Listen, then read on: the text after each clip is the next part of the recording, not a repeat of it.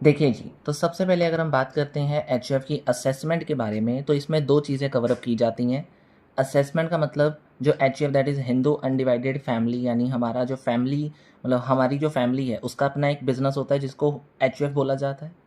तो अगर फैमिली को कोई इनकम मिल रही है यहाँ पे, तो उस बेसिस पे हमें सबसे पहले तो ये पता करना है कि टोटल इनकम क्या बन रही है फैमिली की, एंड फिर उसके उस इनकम के ऊपर हम कैसे टैक्स लाइबिलिटी कैलकुलेट करेंगे, ये 2 चीज़ें आपको बताई जाएंगी। तो एक सिंपल बेसिक अंडरस्टैंडिंग के लिए आपको आज इस वीडियो के अंदर 2 प्रैक्टिकल्स करवाए जाएंगे। बहुत ईजी और अच्छे वे में आपको समझाने की कोशिश की जाएगी, जिसके बेसिस पे आपको ये चैप्टर अच्छे से क्लियर होने वाला है। तो फर्स्ट पार्ट के अंदर हम आपको 2 प्रॉब्लम्स के साथ अंडरस्टैंडिंग दे रहे हैं एचयूएफ की असेसमेंट के बारे में। चलो करते हैं स्टार्ट प्रॉब्लम नंबर 1 के साथ। बहुत सारे पॉइंट्स आपको साथ साथ समझ आ जाएंगे, बहुत ईजी वे में आ जाएंगे। ध्यान से क्लियरली एंड तक वीडियो को ज़रूर समझिएगा। देखिए जी, सबसे पहले अगर हम बात करते हैं तो following details are given to you by karta. ठीक है, कर्ता ऑब्वियसली एक मेन हेड होता है एचयूएफ का, तो उसने आपको कुछ डिटेल्स दी हैं।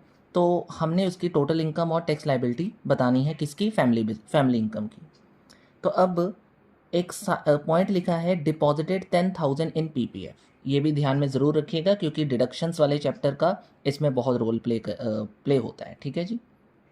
अब देखिए ज़रा, सबसे पहले पॉइंट आ रहा है profit from the business, then salary receive by member of the HUF, then director fees receive by karta. मतलब ऐसे हर हेड की इनकम आपको देखने को मिल रही होगी यहाँ पे। कौन कौन से हेड होते हैं? As you know very well, salary, house property, PGBP, capital gain and other sources. लेकिन इतना आपको पता होना चाहिए, अब फैमिली एक तरीके की फैमिली है, तो फैमिली में कोई इंडिविजुअल, अलग अलग इंडिविजुअल्स मेंबर्स होते हैं जिसको को पैकनर्स बोला जाता है। लेकिन अब सवाल ये है कि क्या सैलरी कभी फैमिली को मिल सकती है? सोचो ज़रा, नहीं ना। तो इस वजह से जब हम बनाएंगे अपनी टोटल इनकम को, तो याद रखिएगा हमारा जो फर्स्ट सबसे पहला हेड होगा वो सैलरी का नहीं, हाउस प्रॉपर्टी का होगा, क्योंकि सैलरी ऑफकोर्स फैमिली को थोड़ी कोई सैलरी मिल सकती है। तो हाउस प्रॉपर्टी हो गया। फैमिली बिजनेस, खुद की क्या इनकम है, मतलब उनका खुद के बिजनेस में क्या इनकम बनी है। अगर फैमिली ने कोई कैपिटल गेन रिसीव किया है तो उसकी इनकम यहाँ हाईलाइट करी जाएगी, और अदर सोर्सेज से रिलेटेड इनकम यहाँ हाईलाइट कर दी जाएगी, और फिर इन सब को ऐड करके ग्रॉस टोटल इनकम बना दिया जाएगा। फिर अगर आपको लगता है कि ओल्ड रिजीम हम फॉलो कर रहे हैं तो डिडक्शंस जो भी मिली होंगी हमें वो लेस हो जाएंगी, और finally we will calculate our total taxable income. I hope आपको ये तो क्लियर हो गया अच्छे से। अब हम वन बाय वन टॉपिक्स पे, मतलब वन वन पॉइंट अच्छे से समझते हैं। देखिए ज़रा, सबसे पहले है profit from the business. Of course ये फैमिली बिजनेस की बात कर रहे हैं हम, तो फैमिली बिजनेस में हमने जाना है तो प्रॉफिट एज पर P&L उसने बोला 2,62,000 दिया हुआ है, हमने उसको मेंशन कर दिया बहुत सिंपल वे में, राइट। अब बात करते हैं इसके बाद कि that is salary received by A member. The second point is salary received by member of HUF. अब देखो, salary received by member of HUF क्या समझे आप इसमें से? अब देखो, एचयूएफ के इन बिटवीन जो मेंबर्स काम कर रहे हैं उसको सैलरी मिली है। क्या ये फैमिली की इनकम है या उस मेंबर की इंडिविजुअल इनकम है? तो आंसर इज सर, ये उस मेंबर की इंडिविजुअल इनकम है, तो वो उसकी अपनी कैलकुलेशन के दौरान आएगी। हम फैमिली बिजनेस की कैलकुलेशन के दौरान उसको नहीं लिख सकते, या फैमिली को कभी सैलरी मिलती नहीं है, तो इसलिए ये चीज़ नहीं आएगी। Then is director fees receive by karta. अब कर्ता भी तो एक इंडिविजुअल होता है, तो उसको अगर डायरेक्टर फीस मिल रही है तो हम उसको भी इंडिविजुअल इनकम ही मान के चलेंगे। लेकिन मेरी बात ध्यान से सुनिएगा, अगर यहाँ पे गलती से कहीं पे आपको क्वेश्चन में दिख गया कि एचयूएफ ने 20% या जितना भी, मतलब एचयूएफ होल्ड मतलब फ्यू शेयर्स या few percentage of funds in that company, मतलब अगर आपको यहाँ लिखा आ गया कि जिस कंपनी से कर्ता को पैसे मिल रहे हैं उस कंपनी ने एचयूएफ ने कुछ पैसा होल्ड किया हुआ है, यानी एचयूएफ ने पैसे लगाए थे उस कंपनी के अंदर, तो अगर कर्ता को उस कंपनी से पैसा मिल रहा है या कोई रेमुनरेशन मिल रही है किसी भी वे में जहां एचयूएफ ने अपना होल्डिंग किया हुआ है, तो वो एचयूएफ की इनकम मानी जाएगी। लेकिन अगर होल्डिंग नहीं है तो वहां पे डायरेक्टर फीस अगर कर्ता ने खुद रिसीव करी है without any holding of HUF, तो वहां पे वो उसकी पर्सनल इनकम है, वो फैमिली इनकम का पार्ट नहीं बन सकती। तो इसलिए ये भी इनकम इंडिविजुअल इनकम रहेगी, इसलिए इसको भी फैमिली इनकम में नहीं डाला जाएगा। Rented value of the house property. अब देखो, ये तो क्लियर ही है आपको, यहाँ पे क्या उन्होंने टोटल इनकम दी है? नहीं, हमें कैलकुलेट करनी पड़ेगी। ध्यान से देखिए ज़रा, रेंटेड इनकम आपको दे दी 12,000 और म्यूनसिपल टैक्सेस दे दिए 600। तो हम क्या करेंगे, हाउस प्रॉपर्टी के हेड में चले गए, ये आप देख सकते हो, हाउस प्रॉपर्टी के हेड में चले गए, 12,000 की इनकम हमने डाल दी, उसमें से 600 रुपीज़ के म्यूनसिपल टैक्सेस माइनस कर दिए जाएंगे, हमारे पास नेट एनुअल वैल्यू बन जाएगी। And you all know very well कि जो स्टैंडर्ड डिडक्शन है वो कितने % मिलती है, 30% मिलती है जब हम फैमिली बिजनेस की कैलकुलेशन करते हैं। तो अब कोई इंटरेस्ट ऑन लोन तो पे हमने किया नहीं हाउस पर्पज़ के लिए, तो वो ज़ीरो हो जाएगा। तो ऑटोमेटिकली 11,400 में 3,420 और इंटरेस्ट वगैरह माइनस करके 7,980 आपके पास टोटल इनकम हाउस प्रॉपर्टी की बनकर रेडी हो जाएगी। पहला काम डन हो गया बड़े अच्छे से। अब देखिए उसके बाद interest on the FD of the axis bank. अब देखो ये तो है नहीं कि फैमिली का अपना बैंक अकाउंट नहीं होता, होता है ना। तो अगर उन्होंने अपनी एफडी करवाई हुई है एक्सिस बैंक के अंदर, अगर उनको वहाँ से इंटरेस्ट मिल रहा है तो of course it is a family income, ये फैमिली की इनकम है। और इंटरेस्ट वगैरह जितने भी होते हैं वो अदर सोर्स इनकम में डाल दिए जाते हैं। इसलिए फैमिली बिजनेस का अदर सोर्स जो हेड है उसमें हम डालेंगे इंटरेस्ट रिसीव्ड फ्रॉम एफडी। कितना मिला उसको, 450 रुपीज़, 450 रुपीज़ हमने अदर सोर्सेस में डाल दिया। ठीक है जी। आगे देखिए ज़रा, long term capital gain, long term capital gain, दो तरह के लॉन्ग टर्म कैपिटल गेन्स दिए हुए हैं। हमने इन दोनों को सीधे सीधे मेंशन कर देना है, या आप दोनों को ऐड कर दोगे तो कितना बनता है, 19,500, राइट। दोनों को ऐड कर दोगे तो 19,500 बनता है। देखो यहाँ तो आपको डायरेक्ट दे दिया, इसलिए इसमें फॉर्मेट चाहे नहीं भी बनाते तो चलता, मैंने ऑलरेडी बनाया हुआ है तो कोई बात नहीं, आप सीधे आंसर में लिख दीजिए कितना, 19,500, क्योंकि इसमें डायरेक्ट आपको निकाल के दे दिया हुआ है। ठीक है जी। अब उसके बाद बात करते हैं डोनेशन। अब जब डोनेशन है तो क्या डोनेशन मिलती है कभी आपको, अरे भाई देते हैं हम। डोनेशन एक हमारी इन्वेस्टमेंट की तरह हम किसी को चैरिटेबल सोसाइटीज़ को दे रहे होते हैं। तो कहने का मेरा मतलब है डोनेशन एक डिडक्शन है। ठीक है, इसको डिडक्शन की तरह ट्रीट करेंगे, जिसमें जो 80G सेक्शन में आती है। तो उसकी कैलकुलेशन कैसे करेंगे मैं बताता हूँ, पहले ग्रॉस टोटल इनकम कैलकुलेट कर लेते हैं। अब देखो आगे लिखा है प्रॉफिट फ्रॉम द एओपी। अब देखो एक पॉइंट मैं बता देता हूँ, जितना भी एक फैमिली को एओपी से कुछ भी मिल रहा है वो तब तक नहीं लिखा जाएगा अगर HUF की खुद की इनकम 2,50,000 से ज़्यादा है। मतलब अगर HUF की इनकम 2,50,000 यानी बेसिक एग्जेम्पशन लिमिट जो कि ओल्ड रिजीम में मानी जाती है, अगर उससे ज़्यादा है तो उस केस में आप ये बोल सकते हो कि एओपी का जो शेयर है वो वहाँ पे इनकम नहीं माना जाएगा, वो वहाँ पे एओपी का शेयर इनकम नहीं माना जाएगा। वैसे 2,50,000 पहले होती थी, अब 3 लाख हो चुकी है। आपको भी पता है 3 लाख इनकम आजकल चलती है बेसिक एग्जेम्पशन लिमिट के अंदर, तो चाहे 3 लाख ही लेके चलो। कहने का मतलब ये है कि अगर HUF की इनकम 3 लाख यानी बेसिक एग्जेम्पशन लिमिट से ज़्यादा है तो वहाँ एओपी के शेयर को इसका पार्ट नहीं माना जाएगा, मतलब इसका इनकम नहीं माना जाएगा। आई होप ये क्लियर हो गया आपको। अब उसके बाद आते हैं, चलो हो गए सारे पॉइंट्स, राइट। तो डोनेशन को देखना ज़रूरी है, लेकिन उससे पहले हम यहाँ टोटल कर लेते हैं फैमिली बिजनेस का। तो फैमिली बिजनेस का टोटल बन गया 2,62,000, हाउस प्रॉपर्टी का बन गया 7,980, 19,500 हमें मिल गया लॉन्ग टर्म कैपिटल गेन के अंदर, और यहाँ पे हमारे पास अदर सोर्सेज में आ चुका है 450 रुपीज़।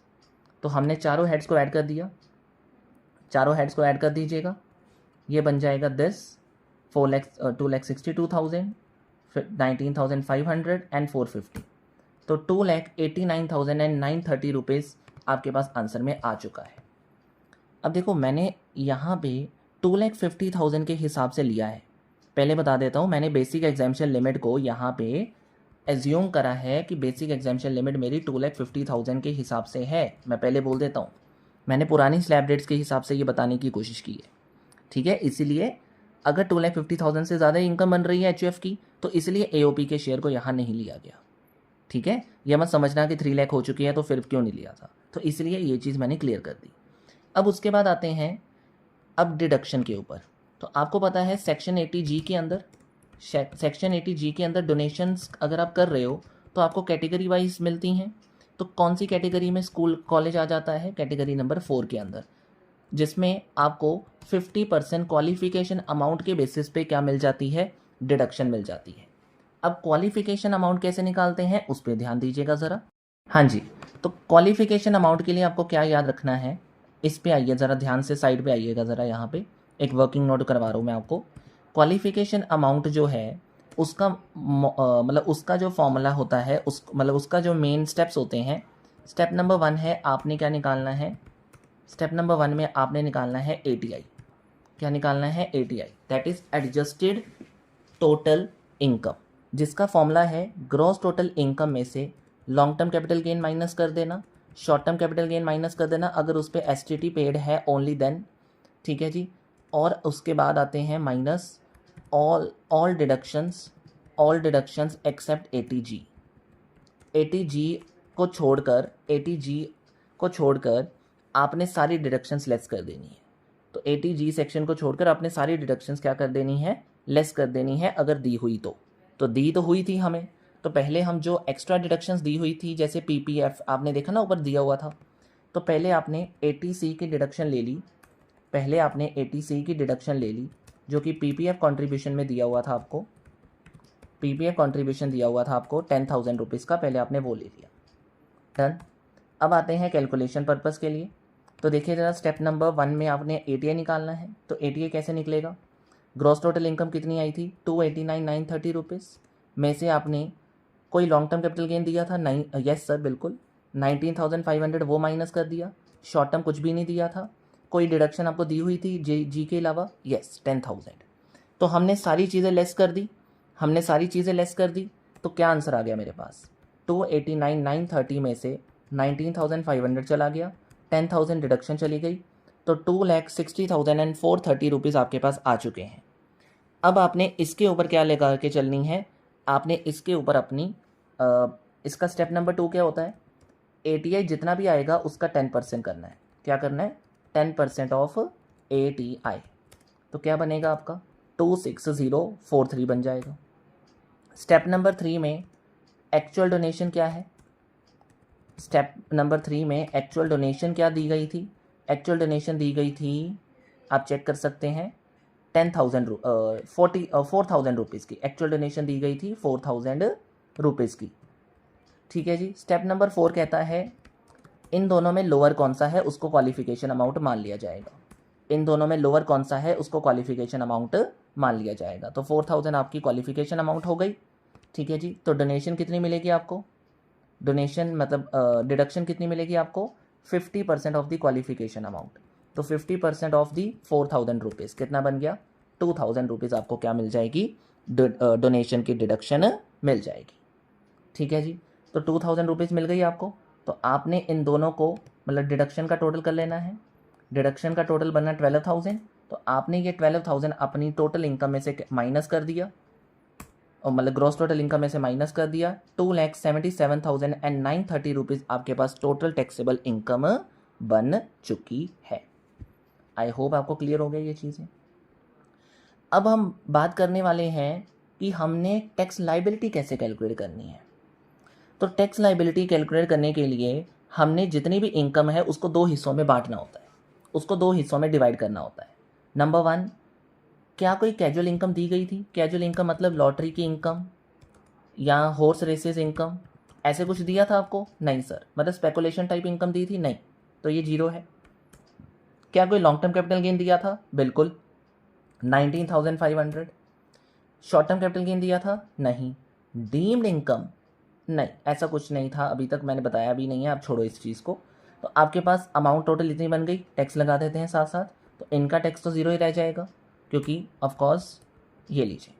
तो क्या आंसर आ गया हमारे पास? 3,900 स्पेशल इनकम का टैक्स बन गया।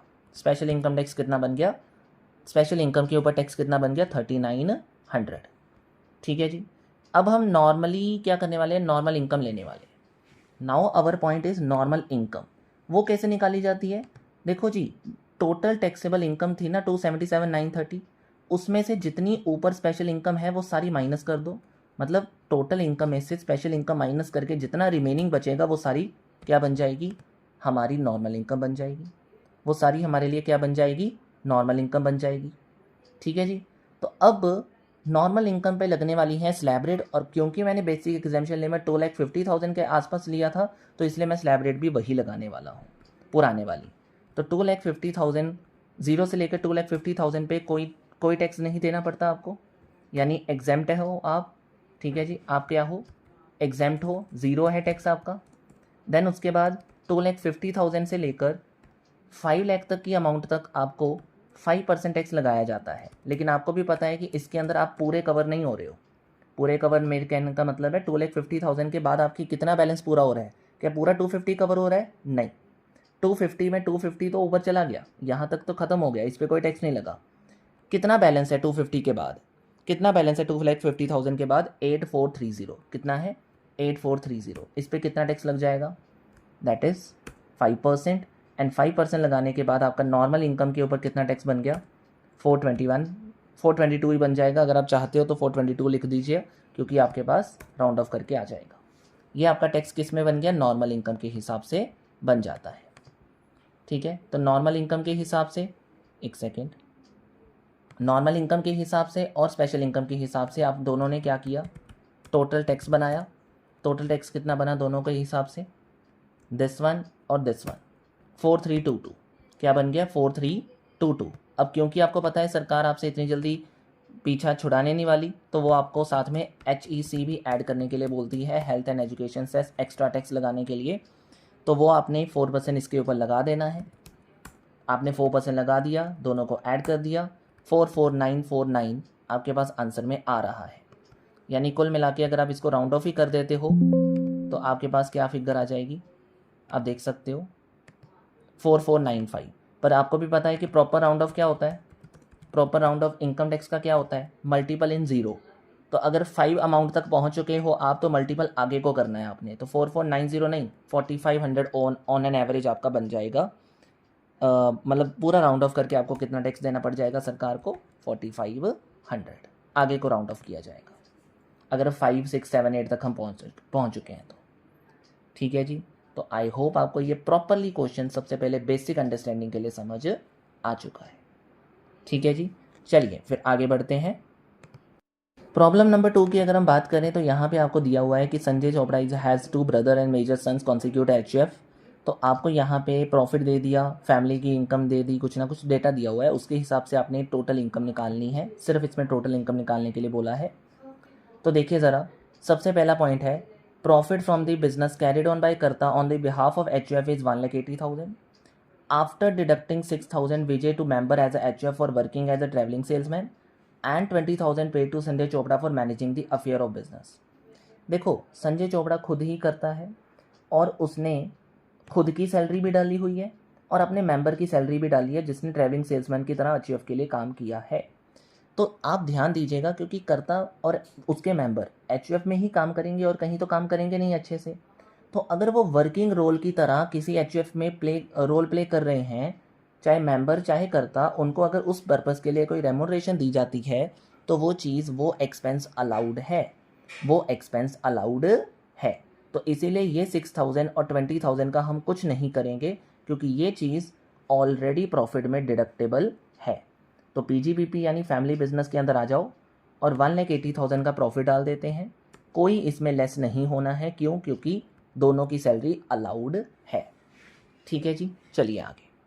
अब ध्यान से पढ़िएगा, इस क्वेश्चन को लिखा है फैमिली का अपना एक हाउस है जिसकी रेंटल वैल्यू 10,000 है, म्यूनसिपल या लोकल चार्जेस 5,000 है, लेकिन वो फैमिली अपने खुद के लिए यूज़ कर रही है। अरे भाई, अगर खुद के लिए यूज़ कर रही है तो कोई मैटर ही नहीं करता। फिर अगर ओल्ड रिजीम भी कर रहे हो तो इंटरेस्ट लेना होता है, वो हमें दिया ही नहीं है, तो इसलिए ये चीज़ आएगी ही नहीं, कोई इनकम हाउस प्रॉपर्टी की है ही नहीं।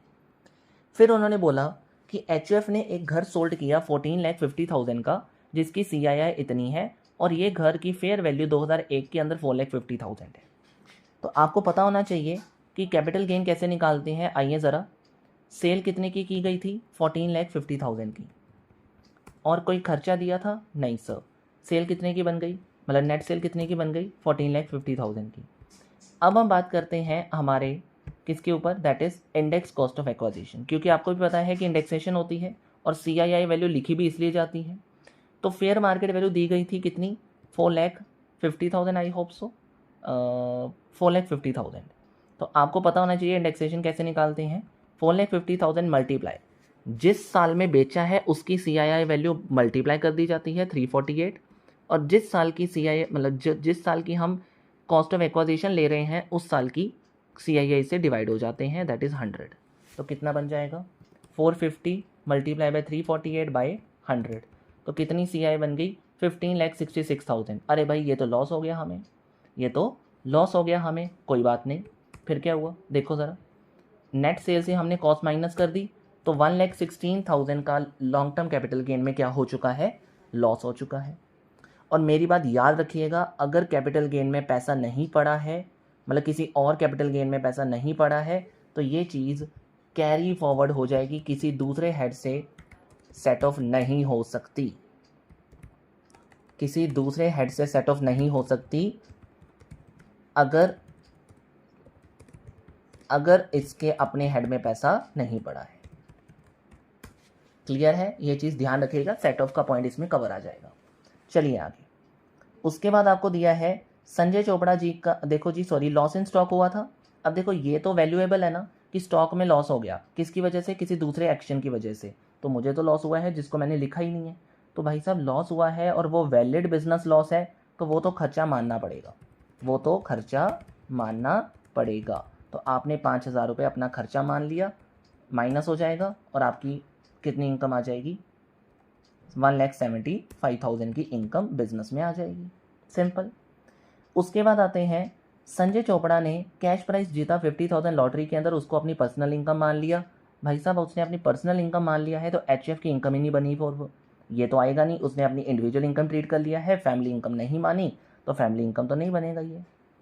फिर उन्होंने दिया इंटरेस्ट, उसको मिला है 15,000 रुपये सेविंग बैंक अकाउंट से, ठीक है जी, वो डाल दो 15,000। सबसे पहले interest in saving bank account वो डाल दो, कितना दिया आपको 15,000, वो डाल देते हैं।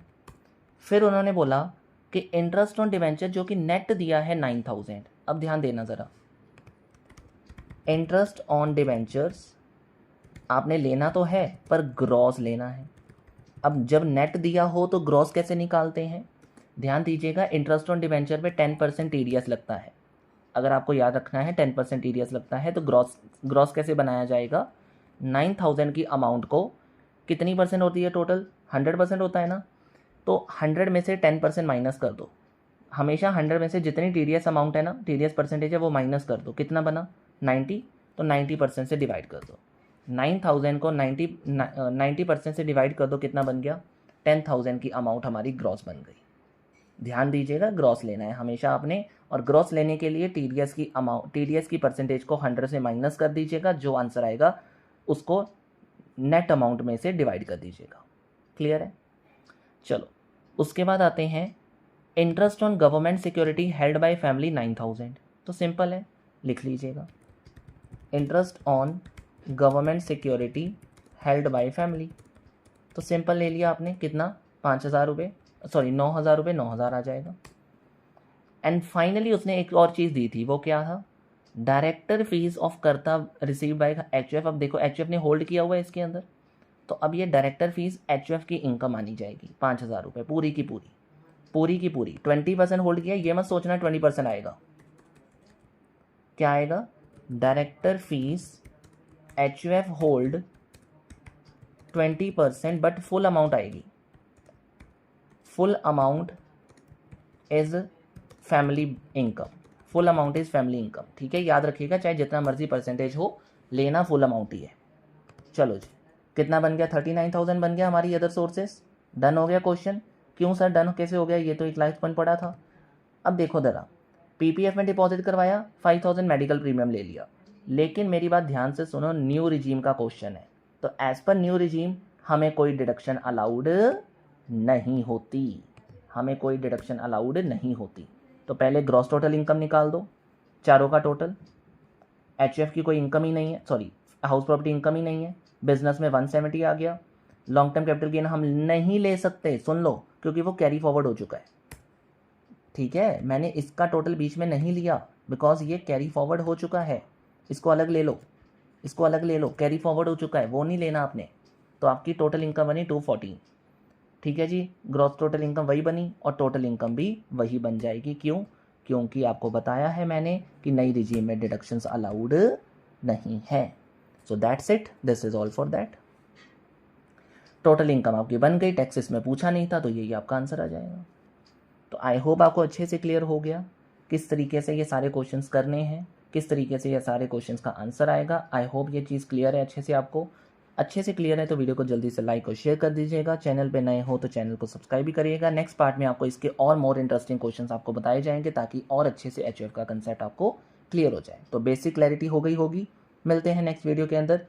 Till that time, goodbye, keep learning, keep growing.